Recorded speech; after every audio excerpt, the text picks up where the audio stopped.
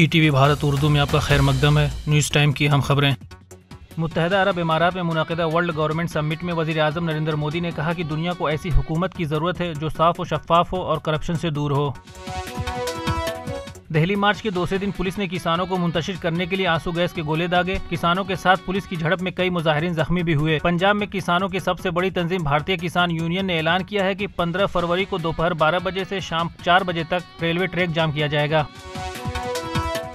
دہلی چلو مارچ کے دوران مبینہ طور پر پولیس کارروائی میں زخمی ہونے والے کسان سے کانگریس رہنما راہل گاندھی نے فون پر بات کی۔ اس موقع پر راہل گاندھی نے کسان تحریک کی حمایت کا بھی اظہار کیا۔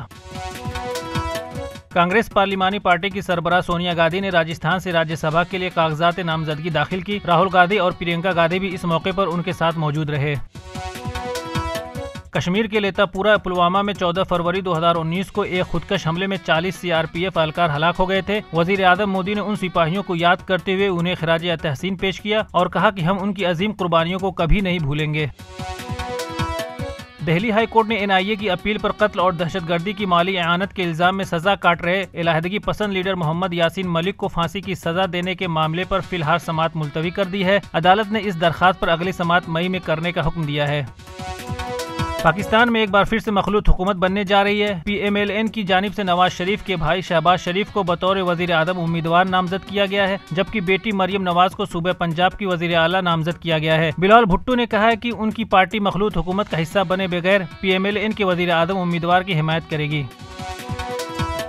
ترکیہ کے صدر رجب طیب اردوغان نے دبئی میں ورلڈ گورنمنٹ سمٹ سے خطاب کرتے ہوئے کہا کہ ہم اپنے فلسطینی بھائیوں کو ہرگز لاوارث، بے یار و مددگار اور تنہا نہیں چھوڑیں گے۔ اسرائیل اپنے آپ کو قانون سے بالاتر سمجھتا ہے، یہی وجہ ہے کہ وہ سالوں سے قبضے، تباہی اور قتل عام کی پالیسیوں میں ملوث ہے۔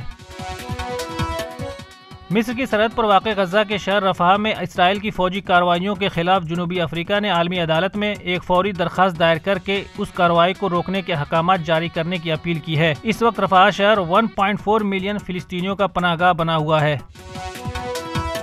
15 فروری سے راجکوٹ میں کھیلے جانے والے تیسرے ٹیسٹ میچ کے لیے انگلینڈ نے اپنی پلین 11 کا اعلان کر دیا ہے، جس میں اسپنر شعیب بشیر کی جگہ تیز گیند باز مارؤڈ کو شامل کیا گیا ہے۔ 5 میچوں کی ٹیسٹ سیریز میں دونوں ٹیمیں ایک ایک میچ جیت کر برابری پر ہیں۔ خبروں کی تازہ اپڈیٹس کے لیے لاگ ان کریں www.etvbharat.com۔